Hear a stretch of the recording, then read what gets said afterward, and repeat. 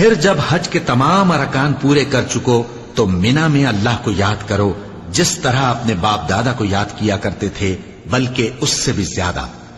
اور بعض لوگ ایسے ہیں جو اللہ سے التجا کرتے ہیں کہ اے پروردگار ہم کو جو دینا ہے دنیا ہی میں دے دے، اور ایسے لوگوں کا آخرت میں کچھ حصہ نہیں۔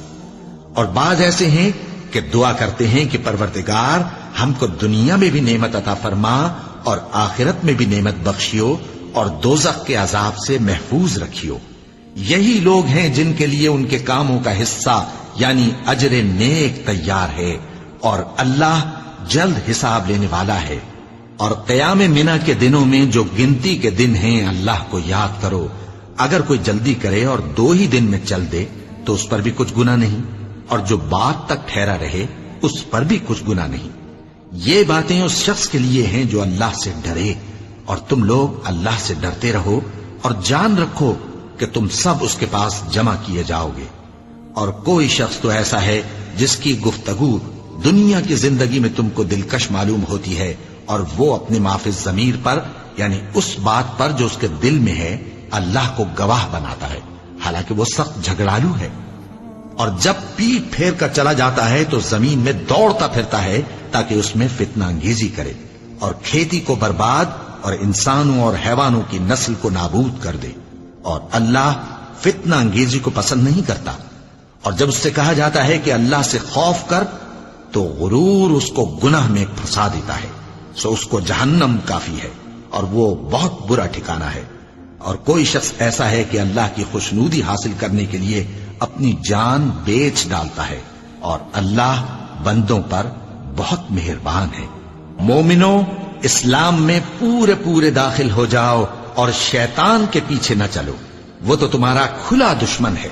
پھر اگر تم احکام روشن پہنچ جانے کے بعد لڑکھڑا جاؤ تو جان رکھو کہ اللہ غالب ہے، حکمت والا ہے۔ کیا یہ لوگ اسی بات کے منتظر ہیں کہ ان پر اللہ کا عذاب بادل کے سائبانوں میں آ نازل ہو اور فرشتے بھی اتر آئیں اور کام تمام کر دیا جائے؟ اور سب کاموں کا رجوع اللہ ہی کی طرف ہے۔ اے پیغمبر، بنی اسرائیل سے پوچھو کہ ہم نے ان کو کتنی کھلی نشانیاں دیں، اور جو شخص اللہ کی نعمت کو اپنے پاس آنے کے بعد بدل دے تو اللہ سخت عذاب کرنے والا ہے۔ اور جو کافر ہیں ان کے لیے دنیا کی زندگی خوشنما کر دی گئی ہے، اور وہ مومنوں سے تمسخر کرتی ہیں، لیکن جو پرہیزگار ہیں وہ قیامت کے دن ان سے اوپر ہوں گے۔ اور اللہ جس کو چاہتا ہے بے حساب رزق دیتا ہے۔ پہلے تو سب لوگوں کا ایک ہی مذہب تھا، لیکن وہ آپس میں اختلاف کرنے لگے تو اللہ نے ان کی طرف بشارت دینے والے اور ڈر سنانے والے پیغمبر بھیجے، اور ان پر سچائی کے ساتھ کتابیں نازل کی تاکہ جن امور میں لوگ اختلاف کرتے تھے ان کا ان میں فیصلہ کر دے۔ اور اس میں اختلاف بھی انہی لوگوں نے کیا جن کو کتاب دی گئی تھی، باوجود کہ ان کے پاس کھلے ہوئے احکام آ چکے تھے، اور یہ اختلاف انہوں نے صرف آپس کی ضد سے کیا۔ تو جس امر حق میں وہ اختلاف کرتے تھے اللہ نے اپنی مہربانی سے مومنوں کو اس کی راہ دکھا دی، اور اللہ جس کو چاہتا ہے سیدھا رستہ دکھا دیتا ہے۔ کیا تم یہ خیال کرتے ہو کہ یوں ہی بہشت میں داخل ہو جاؤ گے؟ اور ابھی تم کو پہلے لوگوں کی سی مشکلیں تو پیش آئی ہی نہیں، ان کو بڑی بڑی سختیاں اور تکلیفیں پہنچیں اور وہ صعوبتوں میں ہلا ہلا دیے گئے، یہاں تک کہ پیغمبر اور مومن لوگ جو ان کے ساتھ تھے سب پکار اٹھے کہ کب اللہ کی مدد آئے گی۔ دیکھو اللہ کی مدد ان قریب آیا چاہتی ہے۔ اے نبی، لوگ تم سے پوچھتے ہیں کہ اللہ کی راہ میں کس طرح کا مال خرچ کریں۔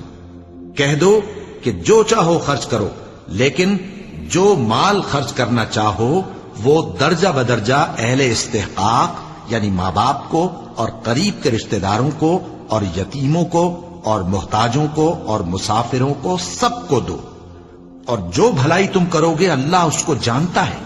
مسلمانوں، تم پر اللہ کے رستے میں لڑنا فرض کر دیا گیا ہے، اور وہ تمہیں ناگوار تو ہوگا، مگر عجب نہیں کہ ایک چیز تم کو بری لگے اور وہ تمہارے حق میں بھلی ہو، اور عجب نہیں کہ ایک چیز تم کو بھلی لگے اور وہ تمہارے لیے مضر ہو، اور ان باتوں کو اللہ ہی بہتر جانتا ہے اور تم نہیں جانتے۔